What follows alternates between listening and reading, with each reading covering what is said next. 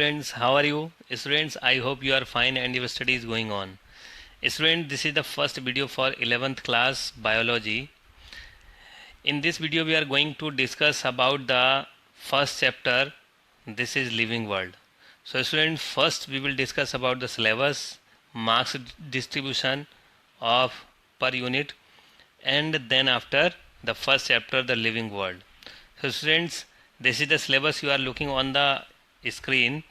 This is syllabus of NCERT, so you are familiar with it because you all have the NCERT book.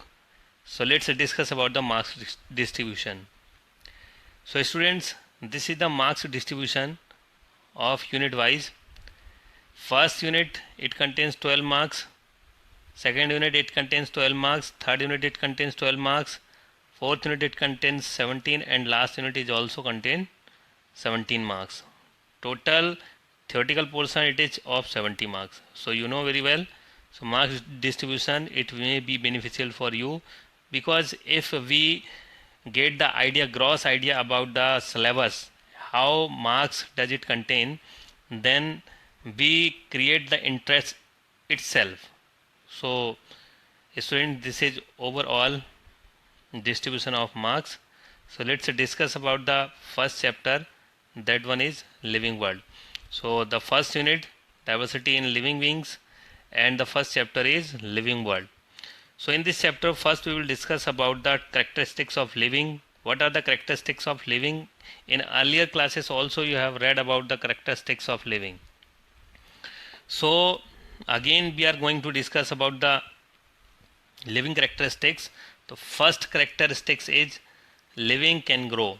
So students, you know very well, living things can grow because they are living, but you also familiar with the non-living thing, they can also grow, because just like mountain, just like the heap of sand, जो mountain है उसकी भी height बढ़ती रहती है, क्योंकि आप लोग जानते हैं जैसे हिमालय है, हिमालय के ऊपर स्नोफॉल होता है तो उसकी हाइट बढ़ती रहती है, वो भी साइज़ में ग्रो करता है, हाइट में ग्रो करता है. इसी तरह से कोई भी रेत का ढेर है, उसके ऊपर और रेत आगे डिपॉजिट हो जाती है तो उसका भी साइज़ बढ़ जाता है. या फिर कोई वुडन बॉक्स या वुडन लॉग जो है, अगर उसको वाटर में डिप कर देते हैं कुछ समय के लिए तो उसका भी थोड़ा सा साइज इंक्रीज हो जाता है. So living thing can also grow. लेकिन हम इसको कैसे कंपेयर करेंगे लिविंग थिंग और नॉन लिविंग थिंग में, दोनों ये पॉइंट दोनों को डिफ्रेंशिएट कैसे कर सकता है, इस बेस पर हम कैसे कह सकते हैं लिविंग थिंग्स कैन ग्रो और they are different from the non living thing. So चलिए समझते हैं हम लोग. देखिए, लिविंग थिंग ग्रो करती हैं, लेकिन आपको बता दें लिविंग थिंग्स का जो ग्रोथ होती है वो परमानेंट ग्रोथ होती है. परमानेंट ग्रोथ का मतलब स्टेबिलिटी होती है. स्टेबिलिटी का मतलब जैसे अगर हम समझ सकते हैं कि कोई भी हमारी अगर हाइट है तो हम लोग बचपन से अब तक हमारी जितनी हाइट हो गई है तो हमारी हाइट इतनी ही रहेगी, अब इससे कम तो होने वाली है नहीं, तो ये परमानेंट ग्रोथ हो गई. दूसरी बात, ये जो ग्रोथ है वो सेल डिवीज़न से होती है, यानी कि हमारी बॉडी में सेल्स डिवाइड करती रहती हैं, सेल्स का नंबर बढ़ता है तो हमारे बॉडी ऑर्गन्स किसके बने हैं, टिश्यूज़ के. जब टिश्यूज़ सेल का नंबर बढ़ता है तो टिश्यूज का साइज बढ़ता है, और टिश्यूज का साइज बढ़ता है तो फिर ऑर्गन भी बढ़ते चले जाते हैं. ऑर्गन बढ़ते हैं तो फिर बॉडी का साइज भी बढ़ता है. यानी कि हमारी जो ग्रोथ है वो डिपेंडेंट है किसके ऊपर, which is dependent on cell division. Cell division यानी लिविंग थिंग की जो ग्रोथ है वो सेल डिवीजन पर डिपेंडेंट है, और ये कैसी है, स्टेबल है. लेकिन आप जानते हैं कि अगर थोड़ा सा तेज़ अगर विंड ब्लोइंग होती है, हवा थोड़ी तेज़ चल जाती है तो रेत के ढेर से ऊपर की रेत उड़ जाती है और उसका साइज कैसा हो जाता है, डिक्रीज हो जाता है, कम हो जाता है. इसी तरह से हिमालय पर अगर थोड़ा सा टेम्परेचर बढ़ जाता है, ग्लोबल वार्मिंग आज हो रहा है, आप लोग जान ही रहे हैं, तो फिर जो बर्फ़ है, जो स्नो है वो पिघलने लगती है तो उसका भी साइज घट सकता है. तो आप लोग समझ सकते हैं कि हम लोग लिविंग और नॉन लिविंग में इस पॉइंट के बेसिस पर कैसे हम डिफरेंस क्रिएट कर सकते हैं. नेक्स्ट है रिप्रोडक्शन. तो reproduction you know very well, reproduction, living things can reproduce. Reproduce means living things can make their same young one. Means अगर कोई भी लिविंग ऑर्गेनिज्म है तो वो अपने जैसा एक दूसरा लिविंग ऑर्गेनिज्म या अपना यंग वंस का फॉर्मेशन करता है. तो इस प्रोसेस को हम लोग क्या कहते हैं, रिप्रोडक्शन कहते हैं. तो रिप्रोडक्शन के थ्रू अपने नंबर में भी इंक्रीज करते हैं लिविंग थिंग. तो आप लोग बहुत अच्छे से इसको समझ पा रहे होंगे। लेकिन नॉन लिविंग थिंग्स में रिप्रोडक्शन नहीं होता है। नॉन लिविंग थिंग नंबर में इंक्रीज हो सकते हैं। जैसे अब नंबर में कैसे इंक्रीज होंगे, आपने क्या लिया, एक चॉक स्टिक ले ली, चॉक स्टिक को आपने तोड़ दिया तो इसके 3 पीस आपने कर दिए, एक चॉक स्टिक के 3 पीस कर दिए तो नंबर में इंक्रीज हो गया, but it is not the reproduction. Number में तो इंक्रीज हो सकता है नॉन लिविंग थिंग, लेकिन ये रिप्रोडक्शन नहीं होगा। सो reproduction is the biological process. तो बायोलॉजिकल प्रोसेस जो रिप्रोडक्शन है उसके थ्रू अगर नंबर इंक्रीज होता है देन दे आर लिविंग। तो आप लोग समझ सकते हैं cellular organisation. Cellular organisation means all the living things are made up of cells. Cells से मिलकर के बने होते हैं। जितने भी लिविंग विंग हैं वो सेल से बने होते हैं, क्योंकि आप लोग जानते ही हैं सेल क्या बनाती है, टिश्यू, और टिश्यू क्या बनाता है, ऑर्गन, ऑर्गन क्या बनाता है, ऑर्गन सिस्टम। तो ऑर्गन सिस्टम बनता है, और ऑर्गन सिस्टम क्या बनाता है, बॉडी, और फाइनली हम लोग इंडिविजुअल बन जाते हैं। तो आप देख सकते हैं कि इनका जो बॉडी ऑर्गेनाइजेशन है वो सेलुलर ऑर्गेनाइजेशन है, सेल से बना हुआ है। फिर उसके बाद करते हैं मेटाबॉलिज्म। तो मेटाबॉलिज्म क्या होता है स्टूडेंट्स, मेटाबॉलिज्म की अगर हम लोग बात करें तो मेटाबॉलिज्म आर द, या हम कह सकते हैं metabolism is the total sum of biochemical reactions. So biochemical reactions जो हमारी बॉडी में हो रही हैं, तो उन बायोकेमिकल रिएक्शंस को हम लोग उनके टोटल सम को क्या कहते हैं, मेटाबॉलिज्म कहते हैं। तो metabolism it is the total sum of biochemical reactions occurring in the living body. अब बायोकेमिकल रिएक्शंस कौन सी, जैसे किसको कहते हैं, बायोकेमिकल रिएक्शन जो होती हैं, बायोकेमिकल इनको नाम क्यों दिया है, इसीलिए नाम दिया है क्योंकि ये लिविंग बॉडी में होती हैं, पहली चीज़ इसीलिए इनको बायो टर्म दिया गया है। तो लिविंग बॉडी में होंगी। और दूसरा केमिकल रिएक्शन है बायो कैटलिस्ट बेस्ड है, यानी कि इसमें बायो कैटलिस्ट इन्वॉल्व होते हैं, बायो कैटलिस्ट। और बायो कैटलिस्ट क्या होते हैं, तो बायो कैटलिस्ट के बारे में अगर हम लोग समझें तो इनको हम लोग कहते हैं एंजाइम्स। यानी कि एंजाइम्स हमेशा लिविंग बॉडी के अंदर ही बनते हैं। तो एंजाइम्स बेस्ड केमिकल रिएक्शंस को हम लोग बायोकेमिकल रिएक्शंस कहते हैं, जो लिविंग बॉडी में ही पॉसिबल हैं। अब ये जितने भी बायोकेमिकल रिएक्शंस हैं हम इनको लिविंग बॉडी में तो ऑब्जर्व कर ही सकते हैं, लेकिन बॉडी से बाहर इनको परफॉर्म भी कर सकते हैं। बॉडी जो हमारी बॉडी के अंदर हो रहा है, बायोकेमिकल रिएक्शंस जो हो रही हैं उनको हम लोग बाहर टेस्ट ट्यूब में भी परफॉर्म कर सकते हैं। लेकिन ये जो टेस्ट ट्यूब में जो हम परफॉर्म कर रहे हैं, अब इसको हम लोग ना तो लिविंग देंगे नाम और ना ही नॉन लिविंग देंगे। हम इनको केवल बाहर परफॉर्म कर सकते हैं, लेकिन ये लिविंग नहीं हो सकती। मान लीजिए टेस्ट ट्यूब के अंदर अगर ये केमिकल रिएक्शन परफॉर्म हो रही है तो टेस्ट ट्यूब लिविंग नहीं हो सकती, because it is the single property and it is not similar like this, means all properties of livings it does not contain. इसके अंदर सारी लिविंग प्रॉपर्टी नहीं होती हैं, इसीलिए हम इसको लिविंग नहीं कहेंगे। तो ये आप लोग मेटाबॉलिज्म समझ सकते हैं। मेटाबॉलिज्म को 2 पार्ट में डिवाइड किया गया है, एक कैटाबॉलिज्म और एक एनाबॉलिज्म। यानी कि कैटाबॉलिज्म और एनाबॉलिज्म ये 2 क्या होते हैं, ये टाइप होते हैं। तो एनाबॉलिज्म और कैटाबॉलिज्म ये 2 टाइप हैं मेटाबॉलिज्म के। कैटाबॉलिज्म क्या होता है इसके बारे में बात करते हैं पहले हम। तो देखिए कैटाबॉलिज्म, जो कैटा टर्म है तो उसको अगर हम लोग देखें तो इसका मतलब होता है डिस्ट्रक्टिव प्रोसेस, डिस्ट्रक्टिव। तो डिस्ट्रक्ट होना मतलब कुछ बिगड़ना, डिसोसिएट होना, टूटना।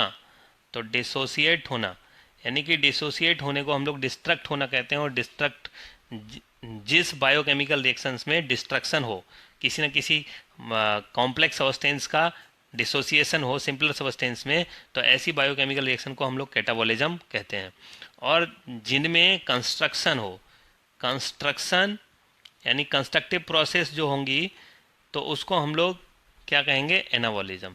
यानी anabolism is the total sum of constructive biochemical reactions. तो आपका एनाबॉलिज्म, तो आप समझ सकते हैं यहाँ पर कैटाबॉलिज्म और एनाबॉलिज्म को। तो मेटाबॉलिज्म जिसमें परफॉर्म होगा, आप जैसे एग्जांपल क्या होंगे, कैटाबॉलिज्म का एग्जांपल क्या हो जाएगा, रेस्पिरेशन। यानी रेस्पिरेशन जो है उसमें ग्लूकोज का डिसोसिएशन होता है, कार्बन डाइऑक्साइड और वाटर का फॉर्मेशन होता है। और एनाबॉलिज्म का एग्जाम्पल क्या हो जाएगा, फोटोसिंथेसिस। तो आप लोग जानते हैं कि फोटोसिंथेसिस प्रोसेस में क्या होता है, कार्बन डाइऑक्साइड और वाटर मिलकर के क्या बनाते हैं, ग्लूकोज बनाते हैं। तो ग्लूकोज बनता है कार्बन डाइऑक्साइड और वाटर मॉलिक्यूल से मिलकर के, इसीलिए एनाबॉलिज्म इसको हम लोग कहते हैं। तो आप लोग समझ पा रहे होंगे, यानी कि ये मेटाबॉलिज्म लिविंग बॉडी में परफॉर्म होती है लेकिन नॉन लिविंग बॉडी में परफॉर्म नहीं हो सकती है। केवल हम इन रिएक्शंस को बाहर परफॉर्म कर तो सकते हैं, लेकिन ये बायोलॉजिकली एक सिस्टम में, एक मेंटेन्ड और लिविंग बॉडी के अंदर जो होती हैं, उसको हम लोग पॉसिबल नहीं कर सकते। फिर अब हम लोग देखते हैं next thing, that is the consciousness of sensibility. Consciousness और सेंसिबिलिटी क्या होता है आप लोग जानते ही हैं। अगर हमको धूप लगती है तो हम छांव में जाते हैं। कोई भी अगर ये मान लीजिए एक इंसेक्ट है, तो इंसेक्ट को अगर हम लोग धूप या टॉर्च लगाते हैं तो वो अंधेरे में चला जाता है। या फिर बहुत सारे जो स्टिमुलस हमारी बॉडी को मिलते हैं, लिविंग बॉडी को मिलते हैं, तो उनके अगेंस्ट हमारी बॉडी क्या करती है, रेप्लाई करती है। तो इसको हम लोग सेंसिबिलिटी कहते हैं। और कॉन्शियसनेस का मतलब हम कुछ भी करते हैं तो बाइजली करते हैं, और हमारा बॉडी में जो क्या है, सेल्स या हमारे बॉडी ऑर्गन उसको रेस्पॉन्ड करते हैं। तो ये कॉन्शियसनेस होती है। मान लो अगर आपको कोई जो है, अगर मान लो कुछ पिन चुभ गया है तो आप उसके अगेंस्ट रेस्पॉन्ड करते हैं, तो ये कॉन्शियसनेस होगी और सेंसिबिलिटी होगी। यानी किसी स्टिमुलस के अगेंस्ट रेस्पॉन्स देना ही सेंसिबिलिटी या कॉन्शियसनेस होती है। तो ये केवल और केवल पॉसिबल किस में होता है, ये केवल पॉसिबल होता है लिविंग बीइंग में। नॉन लिविंग थिंग में ये पॉसिबल नहीं है। तो ये एक लिविंग फीचर है। मान लीजिए जैसे एक एनसीईआरटी में एक क्लॉज दिया है कि एक कोई पर्सन कोमा में है, तो अगर उस पर्सन को हम अगर वेंटिलेटर पर रखते हैं, उसको वर्चुअल लाइफ सपोर्ट प्रोसेस हो रही हैं, अब उसको मान लो हार्ट जो नेचुरल है उसका काम और लंग्स इनका काम ख़त्म हो गया, तो एक हार्ट लंग मशीन आती है, हार्ट लंग मशीन। तो हार्ट लंग मशीन क्या करती है, हार्ट और लंग्स दोनों का काम रिप्लेस कर देती है। तो उस मशीन के सपोर्ट पर अगर मान लीजिए कोई पर्सन है, तो उस पर्सन को हम लोग क्या कहेंगे, लिविंग कहेंगे, नॉन लिविंग कहेंगे। अब उसका ब्रेन, लेकिन साथ में कंडीशन है, ब्रेन भी कैसा है, डैमेज है।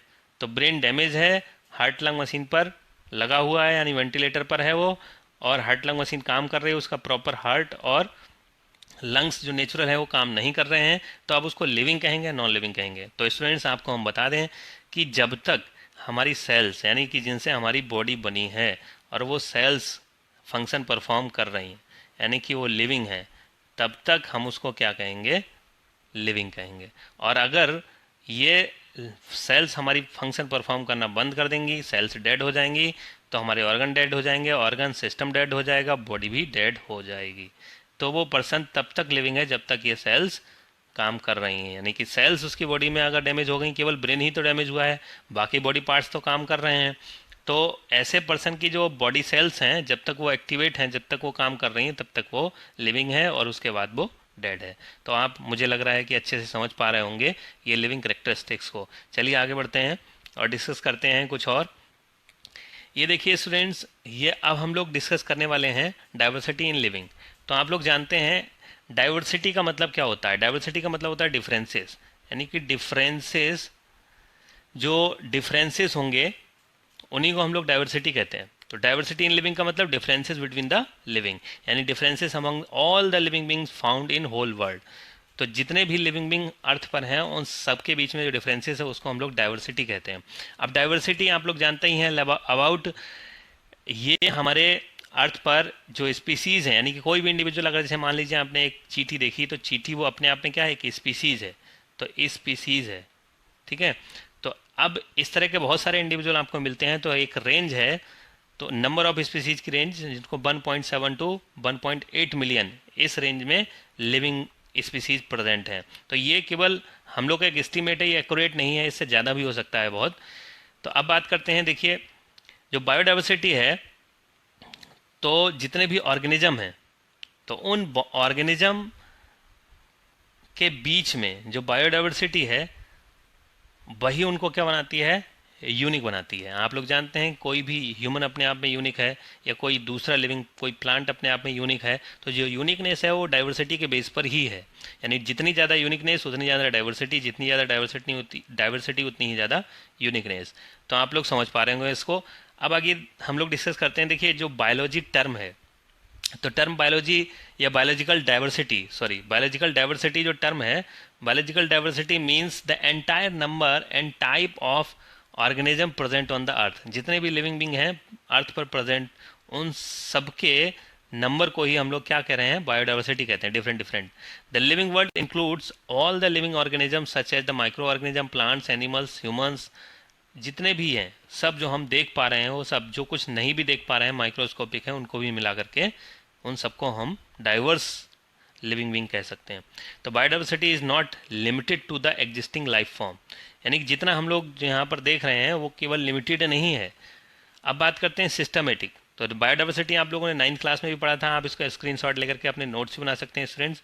अब देखिए समझिए सिस्टमेटिक्स क्या होता है, बहुत बहुत इंपॉर्टेंट है ये, वेरी वेरी इंपॉर्टेंट। ये एग्जाम में कई बार पूछा जाता है 1-2 नंबर में, और इस पर 1-2 क्वेश्चन भी बनते हैं। तो अब बात करते हैं सिस्टमेटिक क्या है। Systematic is the branch of science that deals with the unique properties of the species and group to recognise, describe, name and arrange the diverse organism according to an organise plan. तो आप लोग जानते ही हैं, कोई भी हम living being को जब देखते हैं, हमारे आसपास इतने सारे लिविंग बींग हैं, हम उनको कैसे पहचान पाते हैं, कैसे जान पाते हैं, कैसे उनको हम एक स्टडी कर पाते हैं। तो उनको एक सिस्टमेटिक वे में उनको डिस्क्राइब करना, उनको नाम देना, उनको अरेंज करना, ये सब जिसके अंतर्गत हम लोग पढ़ते हैं, तो साइंस का जो एक ब्रांच है उसको हम लोग सिस्टमेटिक कहते हैं। अब बात करते हैं, यहाँ पर बहुत इंपॉर्टेंट है, the word systematic is derived from the Latin word systema. ये कई बार क्वेश्चन पूछा जा चुका है नीट वगैरह में भी, और वैसे भी बोर्ड एग्जाम में पूछा जाता है। तो ये कौन से लैटिन वर्ड से डिस्क्राइब हुआ है, या ड्राइव हुआ है, सिस्टेमा। सिस्टेमा ये जो है किसने दिया था, Linnaeus used systema naturae as the title of his book. जो लीनियस, आप लोगों ने 9th क्लास में भी पढ़ा होगा, जिन्होंने बाइनोमियल नोमेनक्लेचर दिया था, कैरोलस लीनियस। कैरोलस लीनियस, इन्होंने एक बुक थी, उसका टाइटल दिया था सिस्टेमा नेचुरी। ही क्वाइंड द टर्म सिस्टमेटिक्स, और इन्होंने इस टर्म को क्वाइन किया था, इन्होंने इस टर्म को सबसे पहले यूज किया था, इसको प्रपोज किया था 1751 में। फिर उसके बाद सिम्पसन एक साइंटिस्ट थे 1961 में, उन्होंने अपने अलग तरीके से इसको डिस्क्राइब किया था सिस्टमेटिक्स को। Systematic as the study of diversity of organism and all their comparative and evolutionary relationship based on the comparative anatomy, physiology, biochemistry and ecology. अब ये क्या है सब, आप लोग जानते हैं इवोल्यूशनरी रिलेशनशिप का मतलब ये है कि हम लोग का जो इवोल्यूशन है, इवोल्यूशन का मतलब जो हमारी एक एंसेस्ट्री है, यानी पहले कैसे ह्यूमन का फॉर्मेशन हुआ, कैसे कोई लिविंग बीइंग, उसका जो एंसेस्टर है वो कौन है, उसका पूर्वज कौन है। तो एक पूरा ट्री, यानी कि इस तरह से हम ये जो ट्री बनाते हैं, जो इवोल्यूशनरी ट्री, तो इनमें हम रिलेशनशिप कनेक्ट करते हैं, एक फर्स्ट स्टेप का सेकंड स्टेप से रिलेशनशिप कनेक्ट करते हैं, तो इसको हम लोग इवोल्यूशनरी रिलेशनशिप कहते हैं।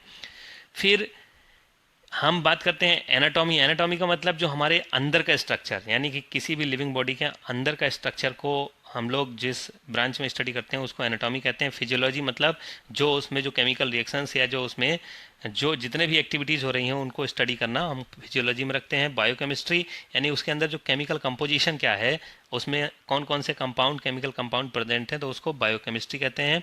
फिर उसके बाद इकोलॉजी। इकोलॉजी का मतलब उसके सराउंडिंग में, कोई भी लिविंग बीइंग जो है उसके सराउंडिंग में, आसपास में उसके क्या इंटरेक्शन है लिविंग और नॉन लिविंग फैक्टर के साथ, यानी लिविंग और नॉन लिविंग दोनों के साथ क्या रिलेशनशिप है, इसी को हम लोग क्या कहते हैं, इकोलॉजी कहते हैं। अब आप लोग समझ पा रहे होंगे अच्छे से। देखिए स्टूडेंट, अब उसके बाद हम लोग अगर देखें तो यहाँ पर देखिए सिस्टमेटिक्स जो है, सिस्टमेटिक 3 चीज़ को इंक्लूड करती है। वो कौन कौन सी 3 चीज़ होती हैं, तो इसको समझिए आप।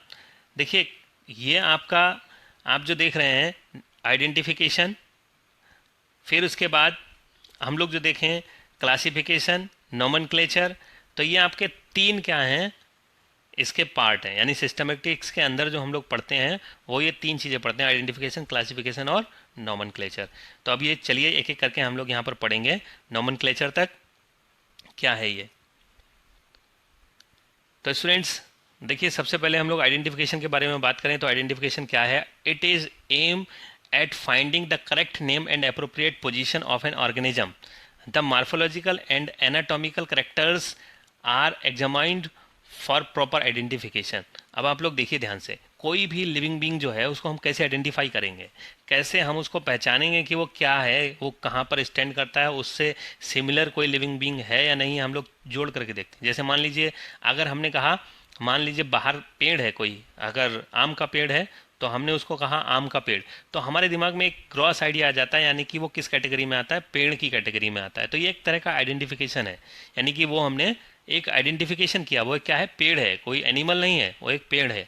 तो ये आइडेंटिफिकेशन हुआ। तो हम क्या करते हैं, उसकी करेक्ट नेम फाइंड करते हैं, उसका अप्रोप्रिएट पोजीशन, यानी कि वो अपने जितने भी सिमिलर टाइप के लिविंग बीइंग हैं उनमें कहाँ पर स्टैंड करता है, वो उसकी पोजीशन क्या है, और उसमें मार्फोलॉजिकल करेक्टर्स क्या हैं। जैसे अगर हमने कहा आम का पेड़ है, तो आप आम का पेड़ नाम लेने पर ही तुरंत दिमाग में फिगर आ जाता है आम के पेड़ का, कि उसकी लीव्स ऐसी होती हैं, उस पर फ्रूट्स ऐसे आते हैं, उसका पेड़ इतनी हाइट का होता है। इस तरह से ये क्या है, मार्फोलॉजिकल करेक्टरिस्टिक्स है, बाहर से देखने पर जो दिखाई देता है।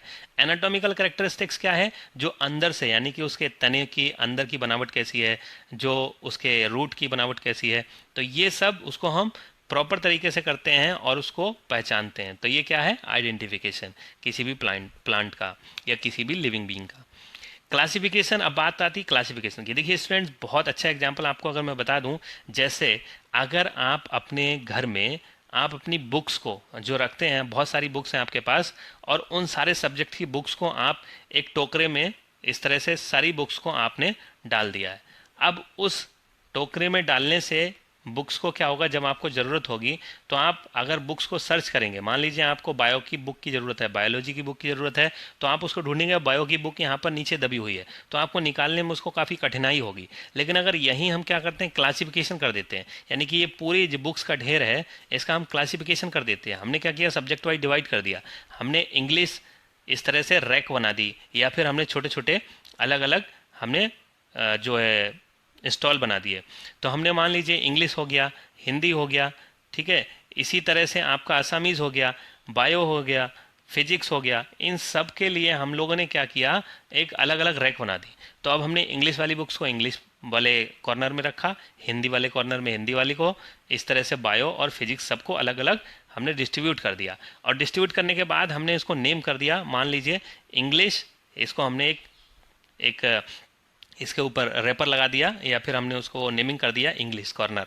तो अब हमको ढूंढने में, मान लीजिए इंग्लिश की बुक या फिर बायो की बुक जो है, तो उसको ढूंढने में हमको कोई भी दिक्कत नहीं होगी, हम तुरंत सीधे उस रैक पर जाएंगे। और वहाँ पर भी अगर हम और ज़्यादा क्लासीफाई करना चाहें तो बायो में हम लोग अलग अलग ब्रांच की बुक्स को रखते हैं, मान लीजिए फिजियोलॉजी, एनाटॉमी, बायोकेमिस्ट्री, जेनेटिक्स, इस तरह से हमने अलग अलग बुक्स को रख रखा है। और हमें सीरियल पता है, नंबर 1 पर हमें क्या मिलेगा, मान लो फिजियोलॉजी की बुक मिलेगी, इसी तरह से हमको सेकंड नंबर पर बॉटनी की बुक मिलेगी। तो मान लीजिए हमने उसको रैंकिंग दे रखी है या फिर नंबर दे रखा है, तो ये बहुत आसान हो जाएगा। यानी कि बड़े और पजल जो वर्क को कम से कम टाइम में हम उसको करने के लिए आसान बनाने का जो तरीका होता है, उसी को क्लासिफिकेशन कहते हैं। तो आप समझ गए ना, जितने लिविंग बीइंग हैं आसपास पूरे वर्ल्ड में, जितने जो लिविंग बीइंग हम लोग देखते हैं, बहुत सारे लिविंग बीइंग को एक साथ कैसे स्टडी किया जाए, कैसे उनको समझा जाए, तो अलग अलग कैटेगरीज में उनको डिवाइड करना ही उसको हम लोगों ने क्या कहा, क्लासिफिकेशन। तो आप लोग देखिए, इसको स्क्रीनशॉट लेकर के नोट्स बना सकते हैं, समझ सकते हैं, पढ़ सकते हैं, जो मैंने आपको समझा दिया। देखिए, classification is the process by which things are grouped into different categories based on same easily observable characters, जिनको हम आसानी से ऑब्जर्व कर सकें। तो ऐसे करेक्टर्स के बेस पर जब हम लोग किसी भी ग्रुप को डिवाइड करते हैं छोटे छोटे ग्रुप्स में, तो उसी को हम लोग बायोलॉजिकल क्लासिफिकेशन कहते हैं, यानी लिविंग बीइंग की कैटेगरी बनाते हैं। तो biological classification is the scientific arrangement of the living organism in a hierarchy of, hierarchy का मतलब होता है सीरीज वाइज, जैसे सबसे ग्राउंड लेवल पर कौन है, फिर उसके बाद फिर उसके टॉप लेवल पर कौन है, फिर उसके टॉप लेवल पर बिल्कुल टॉप पर कौन है, इस तरह से हम लोग जो एक रैंक बनाते हैं, अरेंजमेंट करते हैं, तो उसी को हम लोग हायरार्की कहते हैं। तो hierarchy of groups and sub groups on the basis of similarities and differences in their traits. तो यानी कि जो उनके ट्रेड्स का मतलब करेक्टर्स, जो उनके करेक्टर्स हैं, जो उनके फीचर्स हैं, उसके बेस पर हम उसको कैटेगराइज करते हैं।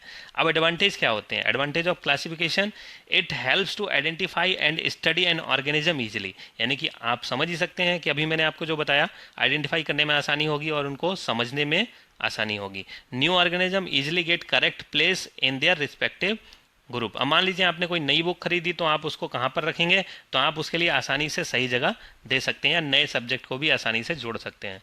तो आपको इसी तरह से कोई नए लिविंग बीइंग की जब खोज की जाती है, डिस्कवरी होती है, तो उसको आसानी से हम स्थान दे सकते हैं, उसको प्लेस दे सकते हैं। It makes study of fossil easy. अब मान लीजिए कोई लिविंग बीइंग है, उसकी डेड बॉडी या फॉसिल के फॉर्म में हमको मिली है, तो उसको हम कैसे समझेंगे? अगर हमने पहले से ही क्लासिफिकेशन किया रखा है तो हमको पता चलेगा कि ये किससे मैच करता है, कौन से लिविंग बीइंग कौन सी कैटेगरी से मैच करता है, तो हम उसी से जाकर के सीधे पढ़ेंगे तो आसान हो जाएगा। नहीं तो हम इसको ढूंढते रह जाएंगे किससे मैच करता है, तो हमें क्लासिफिकेशन इसीलिए आसान होता है। It also helps in building evolutionary pathway. Evolutionary pathway अभी बताया आपको, उनके एंसेस्टर यानी कि सबसे ग्राउंड लेवल के एंसेस्टर, फिर उससे थोड़ा टॉप लेवल के यानी कि जो और फिर बिल्कुल रिसेंट और लेटेस्ट इंडिविजुअल, उनको हम लोग उनके एंसेस्टर से जोड़ते हैं, तो इसी को हम लोग क्या कहते हैं? Evolutionary pathway. It becomes easy to know the features of whole group by studying one और two organism of the group. तो आप बिल्कुल समझ सकते हैं, ये बहुत आसान हो जाता है कि जब हम लोग एक या दो ऑर्गेनिज्म को उसके ग्रुप से जोड़ करके पढ़ते हैं तो वो बहुत आसान हो जाता है, या उसको जानना बहुत आसान हो जाता है। तो चलिए अब बात करते हैं हम लोग नेक्स्ट कंटेंट के बारे में, जो क्या है हमारा नोमेनक्लेचर। तो स्टूडेंट्स देखिए, नोमेनक्लेचर क्या होता है और नोमेनक्लेचर किसको कहते हैं, ये आप समझ लीजिए। आप देखिए, नोमेनक्लेचर का मतलब होता है नेमिंग। क्या होता है? नेमिंग। तो नेमिंग यानी किसी को नाम देना, नामकरण होता है। आप लोग जानते ही हैं कि किसी भी, चाहे किसी भी रिलीजन में जब बच्चा बर्थ लेता है, बर्थ होती है उसकी, तो उसके बाद उसका नामकरण जरूर होता है, उसकी नेमिंग जरूर होती है, उसके पेरेंट्स उसका नाम रखते हैं, तो उसी को हम लोग क्या कहते हैं? नोमेनक्लेचर। अब एक चीज़ आप ये तो समझ गए, nomenclature is the system of naming living organism in a way that a particular organism is known by the same name all over the world. यानी कि जो आपका नाम एक बार रख दिया आपके पेरेंट्स ने, तो उससे, यानी कि जो एक वैलिड नेम है, जो हमारा स्कूल में नाम होता है, किसी कंपनी में जॉब करते हैं उसमें नाम होता है, हमारे पूरे वर्ल्ड में उसी नाम से हम जाने जाते हैं, तो उस नाम को रखना ही क्या कहते हैं? नोमेनक्लेचर कहते हैं। अब इसी तरह से कोई भी लिविंग बीइंग, दूसरा चाहे एनिमल हो या प्लांट्स हो, तो उसका भी जो नेमिंग है इसी तरह से की जाती है। अब बात करते हैं, देखिए कुछ आपको घर में किसी ने आपका नाम, मान लीजिए आपका नाम है मान लीजिए कुछ भी है, राहुल आपका नाम है सपोज। तो अगर राहुल आपका नाम है और आपको घर में आपको कुछ भी कहते हैं, कुछ दूसरा नाम, निक नेम दे देते हैं आपको, ठीक है, आप घर में मान लीजिए राज कहते हैं, ठीक है, या फिर कुछ और नाम दे देते हैं, या आपको कुछ भी दूसरा नाम दे देते हैं, तो ये आपका जो घर में नाम होता है, जिसमें आप घर में ही जाने जाते हैं, बाहर नहीं, पूरे वर्ल्ड में उस नाम से नहीं जाने जाते हैं, तो वो आपका कॉमन नेम हो जाता है। इसको लोकल नेम भी कहते हैं, इसको वर्नाकुलर नेम भी कहते हैं। तो वर्नाकुलर नेम, लोकल नेम और कॉमन नेम, ये क्या है? ऐसे नेम हैं जो केवल एक जियोग्राफिकल एरिया यानी कि लिमिटेड एरिया में उस नाम से कोई इंडिविजुअल जाना जाता है। तो अब ये लोकल नेम, कॉमन नेम जो है, जब पहले से कॉमन नेम है तो फिर हमें दूसरा नाम देने की ज़रूरत क्यों पड़ी? तो उसको हम समझ लेते हैं। तो local name given to an organism in a specific language in a particular region. There are different names of the same organism in different region even within a country. यानी कि कोई भी एक ऑर्गेनिज्म जो है, उसका जो नाम है, अलग एक ही कंट्री के अलग अलग रीजन में उसको अलग अलग नामों से जाना जाता है। जैसे इसका हम लोग जान लेते हैं, रोज को गुलाब कहते हैं हिंदी में, आप लोगों को पता है, गुलब कहते हैं बांग्ला में, गुलब, और फिर राजापो कहते हैं तमिल में। इसी तरह से कैट को बिल्ली कहते हैं हिंदी में, बिलाड़ी कहते हैं गुजराती में, मरजरा कहते हैं संस्कृत में, और पुनाई तमिल में कहते हैं। तो ये एक ही कंट्री में जब इतना कंट्रीवर्सी है, इतना ज़्यादा वेरिएशन है उसके नाम में, तो पूरे वर्ल्ड लेवल पर उसको हर कोई कैसे जान पाएगा? तो इसीलिए उसके हम लोग एडवांटेज और डिसएडवांटेजेस हम लोग पढ़ेंगे। तो अब देखिए, जैसे कॉमन नेम है उसके क्या एडवांटेज हैं, पहले तो हम लोग ये समझ लेते हैं। तो कॉमन नेम के एडवांटेज क्या हैं? Common names are easy to pronounce and are short. Example cow and dog, बहुत आसानी से हम लोग नाम लेते हैं, हमको कोई प्रॉब्लम नहीं होती है, और बहुत छोटे नाम होते हैं। People are familiar to these name since childhood. आप लोग जानते ही हैं, जैसे मान लीजिए किसी पेड़ का नाम है, हम लोग आम का पेड़ कहते हैं, नीम का पेड़ कहते हैं, कुछ भी जो अपनी रीजनल लैंग्वेज में कहते हैं उसको हम बचपन से ही जानते हैं, इसलिए हमको वो आसान लगता है। अब डिसएडवांटेज के बारे में बात करें तो मैंने ग्रीन कलर से डिसएडवांटेज लिखे हैं, रेड कलर से यहाँ पर एडवांटेज लिखे हैं। थोड़ा उल्टा हो गया, मुझे रेड कलर से डिसएडवांटेज लिखने चाहिए, लेकिन कोई बात नहीं, आप लोग समझ सकते हैं। यहाँ पर देखिए, जो डिसएडवांटेज क्या है? In a countries one individual has different common name in the different states. तो बिल्कुल अभी हम लोग जो ऊपर पढ़ चुके हैं कि एक ही कंट्री के जो डिफरेंट डिफरेंट स्टेट्स हैं, उनमें जो कॉमन नेम है वो डिफरेंट डिफरेंट हो सकते हैं, तो ये एक कन्फ्यूजन क्रिएट करता है, यानी कि ये डिसएडवांटेज हुआ कॉमन नेम का। फिर these are not useful for scientific studies, बिल्कुल नहीं, क्योंकि जब हम साइंटिफिक स्टडीज़ करेंगे तो एक ही नाम जिसको याद रख पाना पॉसिबल हो और पूरे वर्ल्ड लेवल पर यानी कि इंटरनेशनल लेवल पर वो सेम हो, तो ये भी एक डिसएडवांटेज है। कॉमन नेम में have different meaning in different countries. जैसे मान लीजिए हमारे यहाँ मेज, मेज को मक्का यानी कि जो होता है उसको हम लोग मेज कहते हैं, लेकिन यूएसए में मेज का मतलब होता है व्हीट या फिर दूसरे ग्रेन्स, यानी कि मोस्टली ग्रेन्स को मेज ही कहा जाता है यूएसए में। तो ये एक कंट्रोवर्सी या फिर एक कन्फ्यूजन है दूसरे कंट्रीज़ के लिए अगर हम उसको मेज कहेंगे। तो आप समझ रहे हैं कि नॉमनक्लेचर क्या होता है, कॉमन नेम जो होता है वो क्या होता है, कॉमन नेम के डिसएडवांटेज क्या होते हैं। इसीलिए ज़रूरत हुई, किस चीज़ की ज़रूरत हुई, एक ऐसे नाम की ज़रूरत हुई जो पूरे इंटरनेशनल लेवल पर एक सिंगल और यूनिक नेम हो। तो यूनिक और सिंगल नेम हो तो उसी को हम लोग क्या कहते हैं, साइंटिफिक नेम कहते हैं। क्या कहते हैं, साइंटिफिक नेम। तो जिसकी पहचान होती है इंटरनेशनल लेवल पर वो साइंटिफिक नेम होता है किसी भी इंडिविजुअल का। जैसे आप लोग जानते हैं हमारा नाम यानी कि जो ह्यूमन है उसका नाम क्या है, होमो सेपियंस सेपियंस। तो आप लोग अच्छे से जानते हैं कि पूरे वर्ल्ड में ह्यूमन को होमो सेपियंस के नाम से ही जाना जाता है। तो ये तो था नॉमेनक्लेचर के बारे में। अगली वीडियो स्टूडेंट्स जो मैं बनाऊंगा उसमें हम डिस्कस करेंगे साइंटिफिक नेम और बाइनोमियल नॉमेनक्लेचर डिटेल से हम लोग। इस पर ये वीडियो लंबा भी हो रहा है इसीलिए मैं इस वीडियो को यहीं पर बंद कर रहा हूँ। स्टूडेंट्स मुझे ज़रूर बताइए ये वीडियो कैसी लगी आप लोगों को। अगर आपको ये वीडियो बेनिफिशियल लग रही है तो मुझे कमेंट करके ज़रूर बताइए और चैनल को ज़्यादा से ज़्यादा सब्सक्राइब और शेयर कीजिए। Thank you students, best of luck.